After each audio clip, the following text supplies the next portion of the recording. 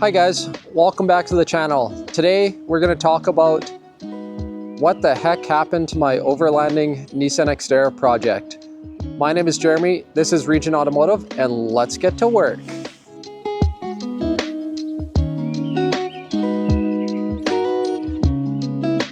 So instead of standing here for the next 10 minutes and telling you the backstory on what's been going on with this thing, why don't we take it for a drive and then I'll show you what's been going on with it. I took it for a little drive, got it up to temp. As you can see, it drives fine, which is good. Like the base is just fine. Engine light is on, so actually this video I'm going to show you, there's one main issue that we're going to talk about, and then there's a bunch of little small things I'm going to fix in this video. So engine light on, that's one thing. You probably can't hear, but there's a bit of a rattling. It sounds like it's going through the floor, like the rattle's it's something connected to the floor, and I had it on the lift before, and the sway bar links were broken, so we're going to replace the sway bar links.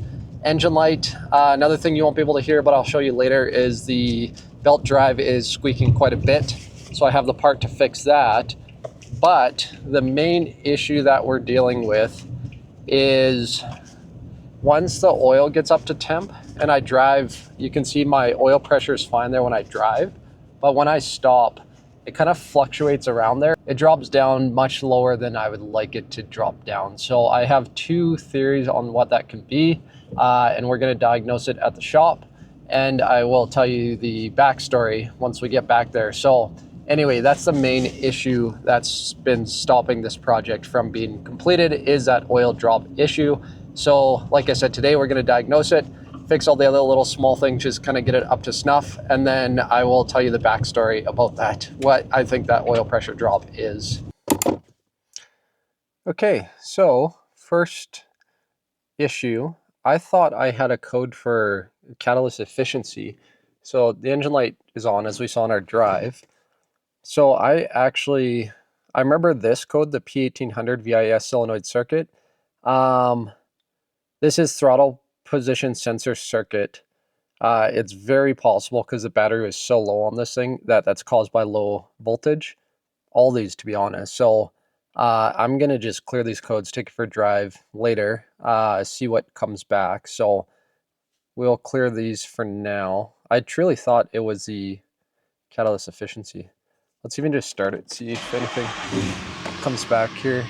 Let's go to live data, all signals.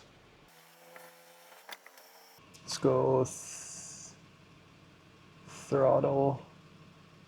Yeah, okay, so here's our throttle position. That looks fine to me, just like the response of that.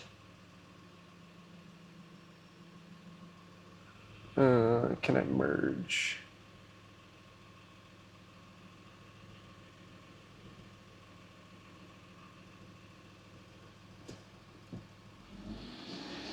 Yeah, no, I think that's just fine.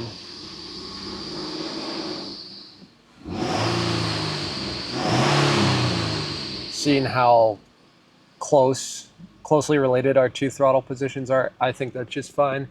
That was probably low voltage. Let's see if we have any data for VIAS off. Does it turn on? Let's try active test. VIAS solenoid valve. Let's try turning this thing on. Whatever. Okay, so the computer control seems to work. Let's try hooking up a test light to it and turn it on and off and see if it turns the test light on and off. Okay, so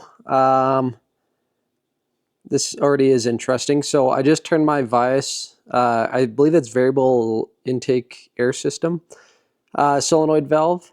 So I have it on, commanded to on right now. So if I go to the valve, it's this guy here. Usually these are ground controlled, so I can tell because it has constant power. So then it should be on right now, and it is. Okay, it was not doing that earlier. Okay, so yeah, that's perfect. That tells me that it just, if I have any issues, it's pretty common for these solenoids to go out. So if I have any issues, it's a solenoid. So we are under the car, and here is the broken sway bar. So I think, I don't know, now that I look at it, that it's up top, like this sway bar is pretty far forward. Like I think that vibrating was coming from this thing vibrating under the car, but I mean, obviously it's broken, so I'm gonna replace that. Hopefully that noise goes away. And then we can see how our oil is dripping all over the place. So there's that cheap sensor I put in. It's leaking out the back again, just like the other one was. So I'm gonna replace that oil pressure sensor, double check our oil pressure. I'm not hopeful that's gonna fix our problem. I'm pretty sure our problem is that timing cover, but I'm going to replace that sensor, replace these sway bars. I might have one more thing I wanna do actually while I have it on the lift. Then we'll go for a drive and see what's changed. So I have the old one out just to show you where I thought it was coming from. There's kind of this gel here that seals the metal housing into the sensing element. So my last one, it was like obviously cracked and is coming out like between that gel and the metal housing. But this one, I don't see a crack. It kind of looked like that is actually leaking, which is also common. That is leaking through the plug connection there, like actually out of the plastic. So regardless, I don't think it's leaking from the threads because I checked it out. Like where the tape was is perfectly clean. And it was kind of leaking up here. So is either that cracked element like I was talking about, or is coming actually through the plug, which is also common. So I have a little bit higher quality unit here. So I'll just slap that guy in. Got it replaced, cleaned everything up with brake fluid, clean up the wiring so there's no potential oil in the plug. So next we're doing the sway bar links, and as expected, these bolts are pretty seized on there. So I'm gonna let these soak with some penetrant for a little bit. And I will show you, I figured out where our noise is coming from. It's that heat shield right there. I could tell just the vibration, it felt like a heat shield to me. And then the fact that, like I said, I could feel it right in the floorboard, and the floorboard would be directly above this. So it's that catalytic heat shield. So I don't know. Like, am I gonna bolt it together or just take it off? Maybe just bend it back. I don't know. I'll figure it out. I think I may just take it off. Like, I don't really care. Like, these cats probably should be replaced anyway. So I don't know. I'll figure something out there. So I have the one sway bar in, or sway bar link, went in no problem. For the heat shield, I kind of just cut out a little section where I thought it was hitting and just peeled it back to see if it's going to bounce off that cat. Like I said, I probably will just get new cats eventually. And then I was at this is a part I picked up at the junkyard. This thing doesn't have a hitch, so I wanted a hitch on it. One is we have a quad there we like to take camping, and we have a trailer to tow it. And then I also have a carrier for my dirt bike, so I can take this dirt biking. And then it's just handy to have a hitch. So I got this at the junkyard. Right now I'm just cleaning it up, scraping all the loose rust off, blowing it dry. I'm just gonna give it a fresh coat of black paint with some rust paint. While that's drying, do the other sway bar link. And then two things I noticed while I was in the back here. The rear sway bar link is shot. That one's a little worse than this side. That's pretty bad too. So I'll order those. Those will be cheap and easy enough to replace. And then it looks like our rear diff actually has a good cover leak here. It looks like it's leaking in this corner or something. I decided to run it while it's on the lift. And then you can hear our next problem that we're gonna address, which is that belt or pulley squeal. And I just wanted to see, so I'm just staring at this oil pressure sensor to see if any oil is coming out, and it doesn't look like there is, so that's really good. So now I have the belt off, trying to fix that noise as we all heard under the vehicle. I thought it was this guy that was giving us troubles, but I was checking all the pulleys. I just kind of rotate them for any noise, and then I twist them to see if there's any play in the bearings, and they all seem good. Power steering pump, alternator, AC, except this looks like a water pump, but it's not. It's actually an idler for the water pump. The water pump itself is timing chain driven, but there's a little bit of play and a little bit of noise, and the groove of that pulley is actually pretty worn, so it's pretty good. Good thing if I replace that. So I suspect that is where our noise is coming from, so add that to the list. We have our hitch all painted and mounted there. Wasn't too bad. Obviously, if you can get a factory hitch, got this from the junkyard. I don't remember how much it was, 20 or 40 bucks or something. Bolted right up. So it just replaced the, there's this 3 mounting bolts for the bumper there, that top and the 2 bottom ones. So you just take the 2 bottom ones out and put the hitch in between there, and then it bolts it right to the frame. So I did that to both sides. So that's all mounted, fitting good. And then good thing actually, one, to make sure that because sometimes these spare tire carriers get locked up. This one was not, so it's good. And the spare tire is low on air. So it's actually good because I wouldn't have thought to check it otherwise. So I can fill it up in case we ever have any issues. All right, we got some good news and some bad news. Good news is no more vibration in the floor, so that bending back that heat shield fix it for now. And if it comes back, I know how to fix it. Bad news is, which I expected, that oil sender did not fix our oil drop problem. So I'm on my way to town to get a little tool. I have an experiment I want to try. So let's see. It's a pretty specific tool, so let's see if they got it. But yeah, she handles like a sports car now that the sway bar links are connected. So I just want to interrupt the video here and make a quick comment on the next clips you're about to see. So what I'm doing in the video is going to get like a testing system, because I originally suspected that that high pressure oil leak was either coming from that sensor, which it was not. And then I thought I damaged the timing cover when I did the timing chain on it. So yeah, I'll show you my little test setup here.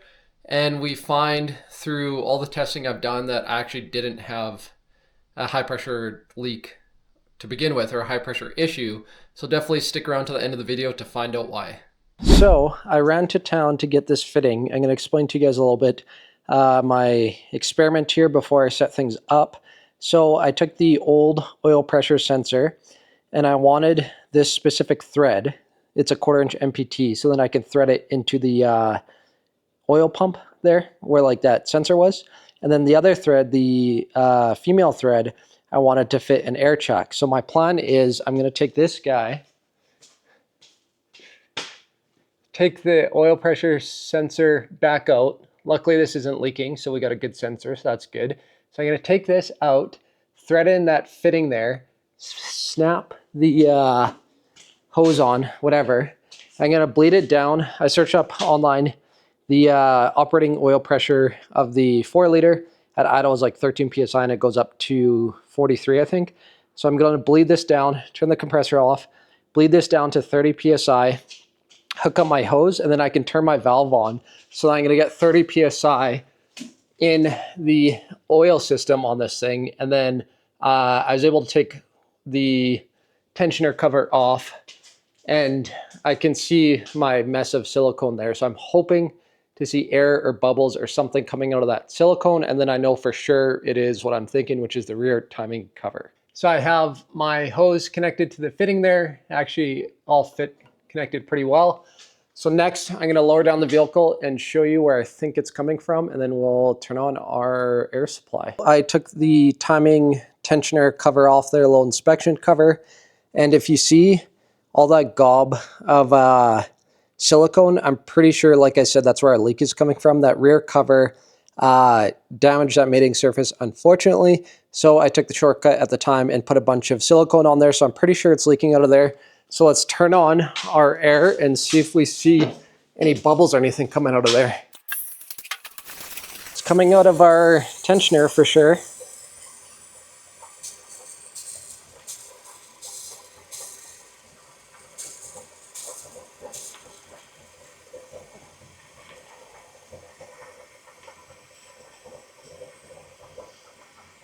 You can hear it just bubbling in there.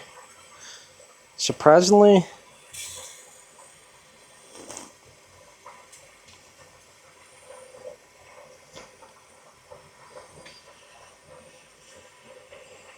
I don't see it coming out there.